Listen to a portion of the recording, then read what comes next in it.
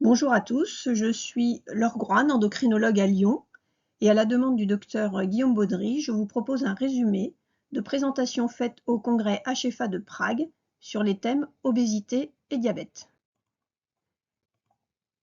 Il existe un paradoxe de l'obésité en insuffisance cardiaque. Les patients avec IMC entre 28 et 32 ont la meilleure survie, et l'orateur propose différentes pistes, et en particulier peut-être un traitement plus agressif chez ces patients. En fait, quand vous utilisez un autre critère, qui va être le ratio tour de taille sur tour de hanche, qui reflète plus la masse grasse viscérale, les patients qui ont le plus haut ratio ont la survie la plus faible. Et ça fait disparaître le paradoxe de l'obésité, en particulier chez la femme.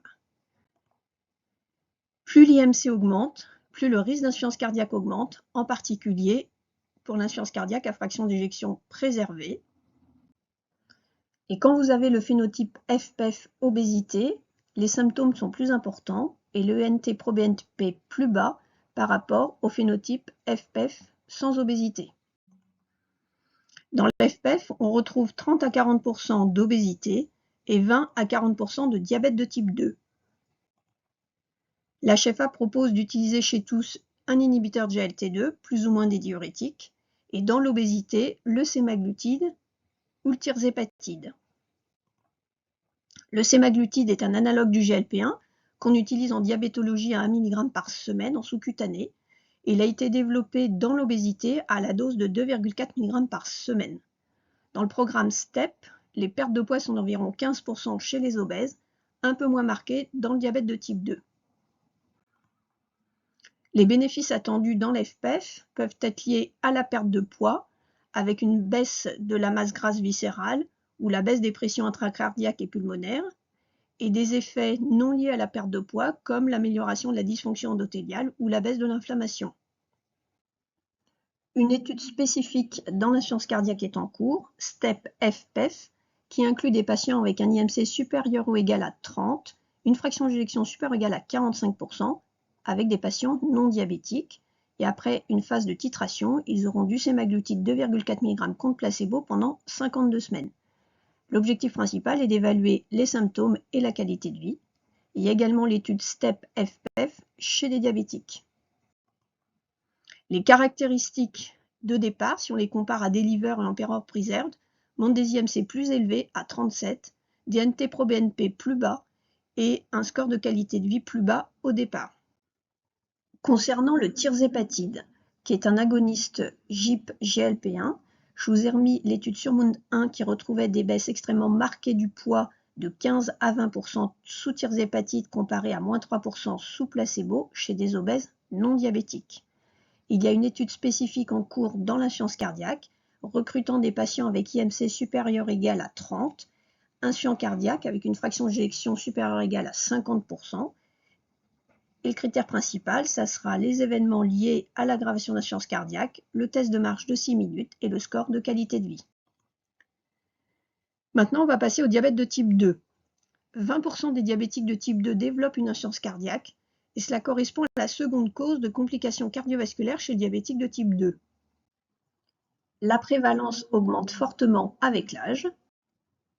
Les facteurs de risque de développer une insuffisance cardiaque dans le diabète de type 2 sont l'AFA, l'IMC, l'activité physique, l'atteinte rénale, l'hémoglobine glyquée, la coronaropathie, la durée du diabète et l'HTA.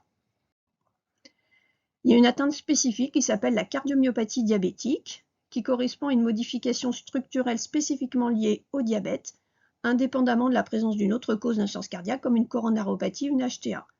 C'est assimilé à un stade B de l'insuffisance cardiaque. Les mécanismes sont multiples.